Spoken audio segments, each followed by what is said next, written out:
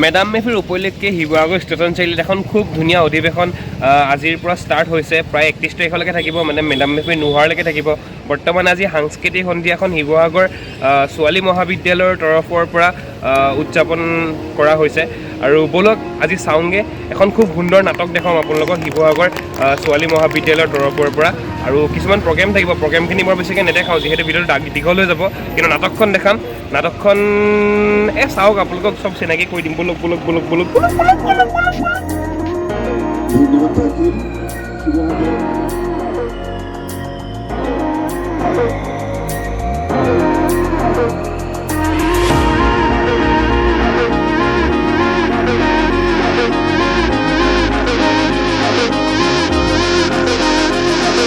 আৰু খুব সুন্দৰকৈ অসমীয়া থলুৱা খাদ্য সম্ভাৰ ইয়াত যোগান ধৰা হৈছে। এখন খুব সুন্দৰ নাটক আছে, নাটকখন আপোনালোকে চাব। মই বৰ্তমান পাইছোঁহি এতিয়া, আৰু বাকী ষ্টেজটো মই দেখাই দিছোঁ এইফালৰ পৰা, আৰু এইফালৰ পৰা খুব ধুনীয়াকৈ সজোৱাব।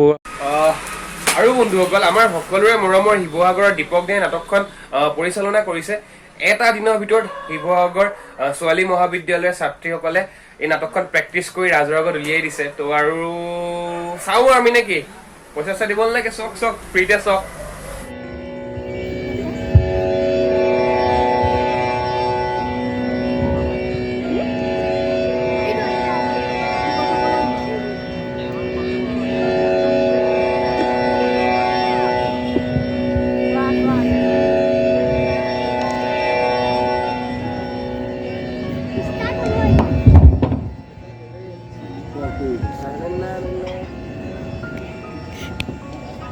দিন পাৰ হৈ যায়, মোৰ যৌৱন শেষ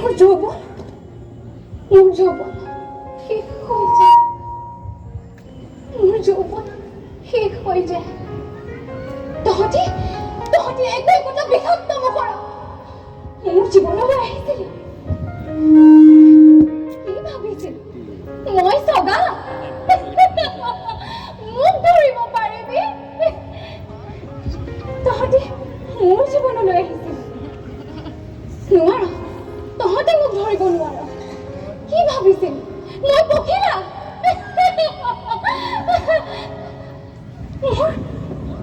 মোৰ সেই 27 বছৰীয়া পুৰণি কথাবোৰ মনত পৰিছে আইতা, মোৰ সেই পুৰণি কথাবোৰ মনত পৰিছে।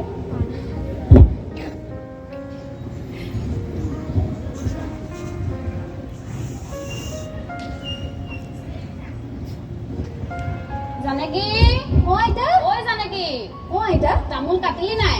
কাটিলো। কিয়? সোনকাল কৰ আকৌ। কিয় বাৰু তোক লাগে তামোল? ল'ৰা এজন আহিছে, ল'ৰাজন বোলে চৰকাৰী চিতাগাৰে। এই ঘৰে ঘৰে যে বসন্ত ৰোগৰ চিতা দিয়ে, বৰ ধুনীয়া ল'ৰাটো, বুজিছ? যা তামোল আনিব যা। ঠিক আছে, তই বহিবলৈ কওঁ, মই তামোল আনিছোঁ।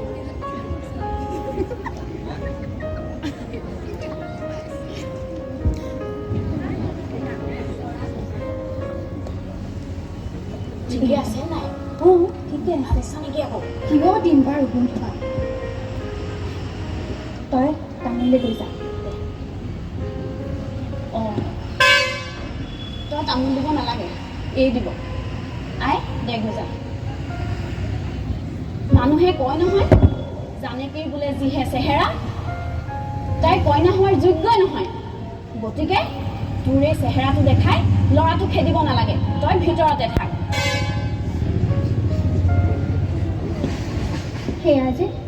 সেয়া মোৰ সুগন্ধি আইতা। সৰুৰে পৰা তুলি তালি আমাৰ দুজনী ডাঙৰ দীঘল কৰিছে, আৰু সেইমাত্ৰ ওলাই যোৱা গৰাকী সেইবাবেই চাগে মনোমোহনে ওচৰলৈ মোক যাবলৈ নিদিলে। বেয়া বোলে সকামতে। আৰু মনোমোহন ককাইটি সাবিত্ৰীৰ মাজত গোপন সম্পৰ্কৰ সৃষ্টি হ'ল। দুয়োৰে মাজত সম্পৰ্কৰ আগবাঢ়ে, আৰু মই মনোমোহন ককাইটিক বুজাইছিলোঁ,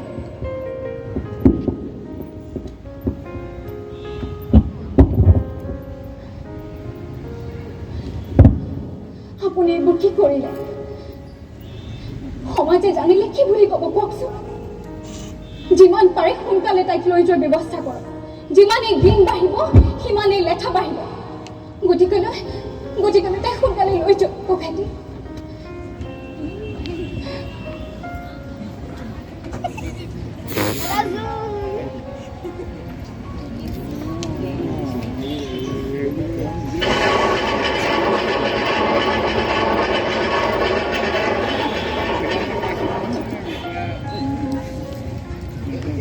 সেনেকৈ বহুদিন পাৰ হ'ল আৰু এদিন আমাৰ ঘৰৰ সন্মুখত এখন ষ্টিম ৰোলাৰ ৰ'ল।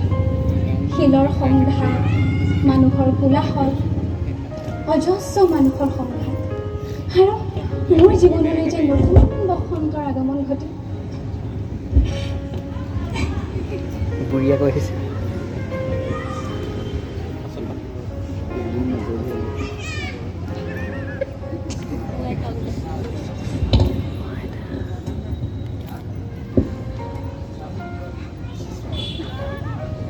জানকী, আইতা, জানকী, কি হ'ল? ৰাস্তাৰ কাম চোৱা ল'ৰা এজন আহিছে। বৰ ধুনীয়া ল'ৰা। তলতে মাতি দে আকৌ। মাতি দিওঁ। যা ৰ'বা, ইয়াত বহা, ইয়াত। আহা বোপাই, আহা।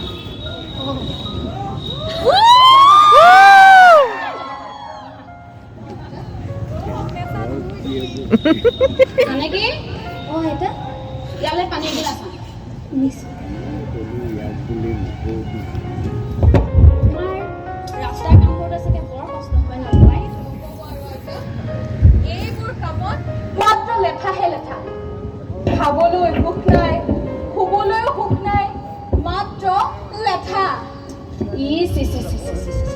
বাৰু বোপাই, সময় সুবিধা বুজি কেতিয়াবা চাহ তামোল এটুপাকে খাই যাবা। হ'ব আইতা।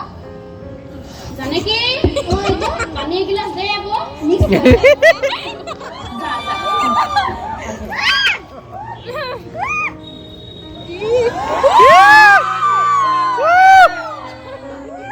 रोमांटिक सॉन्ग लगे।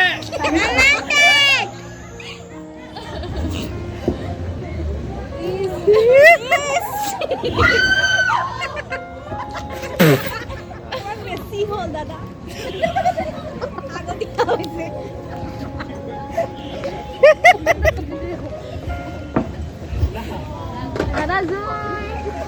এইজন গোসাঁই আকৌ আমাৰ আইতা নথকাৰ সময়ত সদায়ে আহিব লাগে।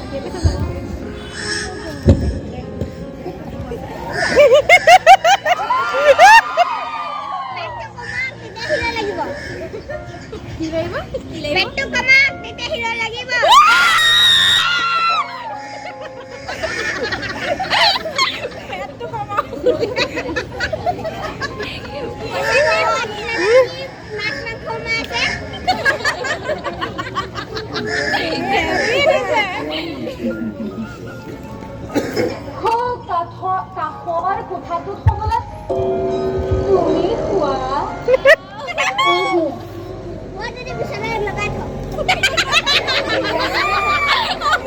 আৰু এইখনত মানুহ নাই, দুনুহ নাই, নালাগেনে? ভয় আৰু কিয় লাগিব? থাকো আৰু কোনাতে পৰি ৰাতি টোপনিত থাকাটো সেইবাবে ভয় কি গমেই নোপোৱা। মোৰ ভয় নালাগে যেতিয়া নালাগে। ভালে থাকিবাচোন। ভয় লাগে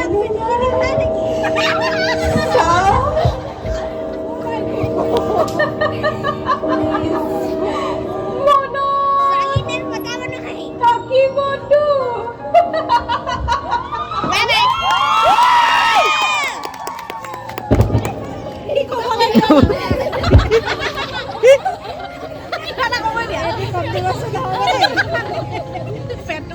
পেট চাবলৈ গৈছে।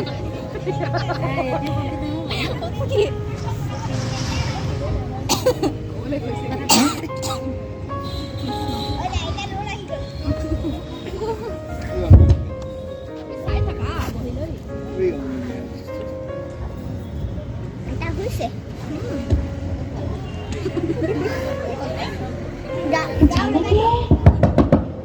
ও জানকী জানকী ও জানকী জানকী বাহিৰত কিবা এটা শব্দ ভৰভৰাই আছে জানকী উঠ না মোৰ বৰ ভয় লাগিছে ও জানকী এনেকে চোন নকৰ আগতে ভয় মই চাকিটোকে জ্বলাই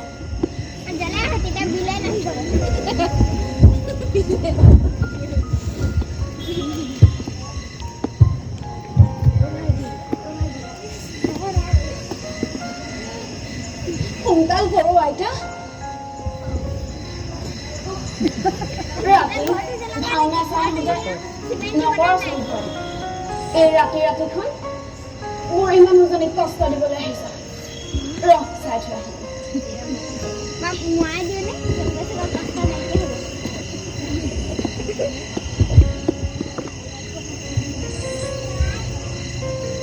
সেনেকৈ বহুদিন পাৰ হ'ল মনোমোহন তপোধৰ ককাইটিয়ে মোক বৰ ভয় খুৱাইছে কিন্তু এদিন আমাৰ ঘৰলৈ হঠাৎ লীলা ককাইটি আহে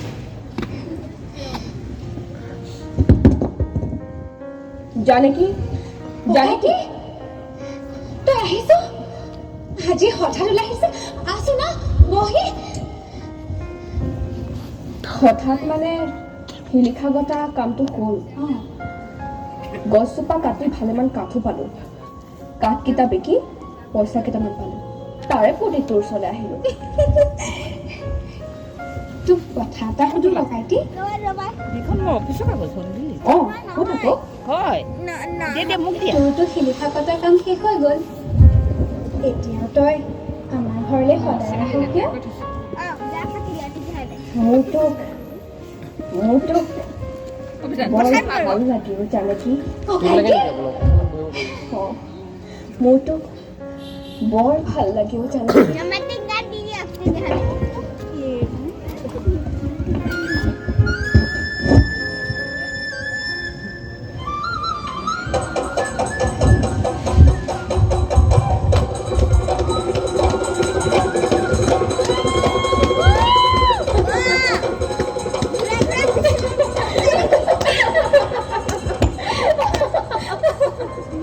তই কিন্তু বৰ ভাল নাচ দেই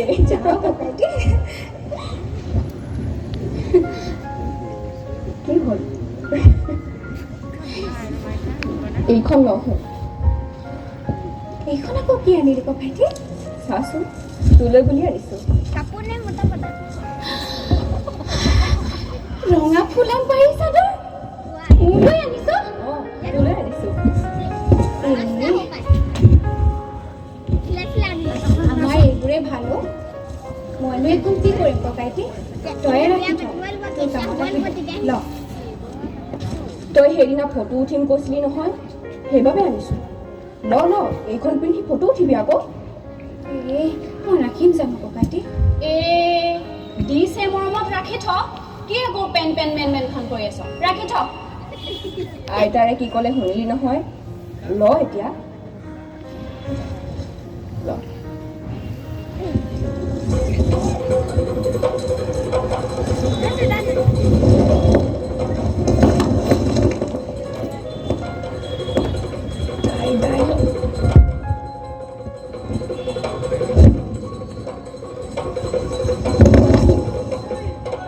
লীলা ককাইতে মোৰ বাবে মৰমবোৰ বৰ সুকীয়া আছিল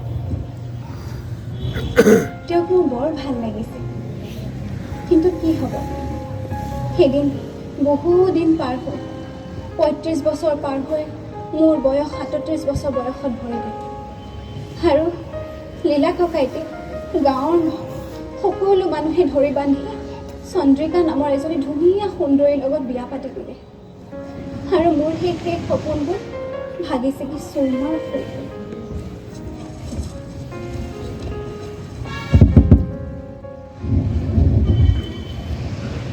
জানকী ককাইটি ভালে আছ? আছোঁ আৰু। তোৰ ওচৰলৈ মই কথা এটাতহে আহিলোঁ। কি কথা? মই দিয়া ৰঙা ফুলাম পাৰীৰ চাদৰখন আছেনে? আছে। মোক দেচোন সেইখন। ৰহ, মই লৈ আহিছোঁ।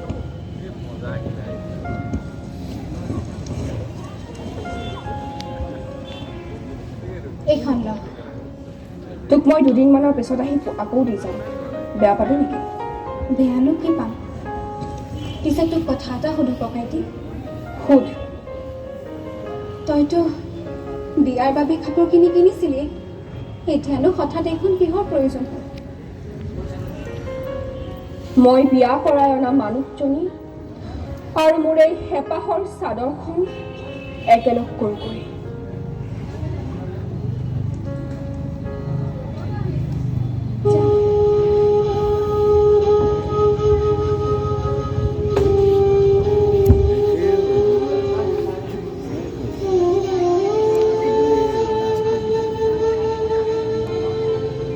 তহঁত জনা শুনা লিখা পঢ়া মানুহবিলাকে এই কথাত তিৰিমেৰপাক লগাব, মই একো ধৰিবকে নোৱাৰো। পিছে এটা কথা মই ঠিকেই ধৰিব পাৰিলো, মনোমোহন, ৰুদ্ৰ আৰু তপোধৰে মোক ভোক লালসাৰ জুৰিৰ মাজত হেঁকি মাৰিব খুজিছিল। আৰু তই ককাইটি ৰস দিবলৈ আহি মোৰ এই কামিয়াৰ কেইডালত বিডালি দি থৈ গলি। ৰঙা ফুলাম পাৰী চাদৰ মোক নালাগে, ৰাতি বেৰৰ কাষত টুকুৰিয়াব নালাগে, পালভোগ কলেকে দিব নালাগে। তহঁতৰ ওচৰলৈতো মই কাহানিও যোৱা নাই। তহঁতে মোক হাতী জিৰায়ো থাকিব নিদিয়, মৰিবও নিদিয়। তহঁতৰ আৰু মনবিলাক ইমান বেয়া লগা কিয় ককাই? কিয়? তহঁতৰ বাৰু মনবিলাক ইমান বেয়া লগা কিয়? কিয়?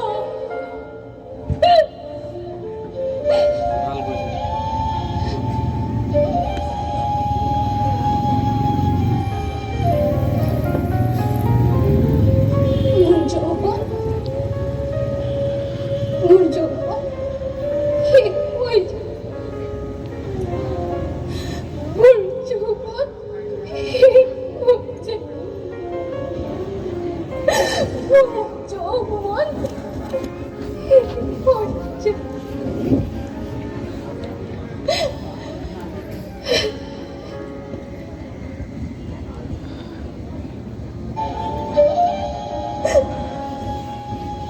যায়।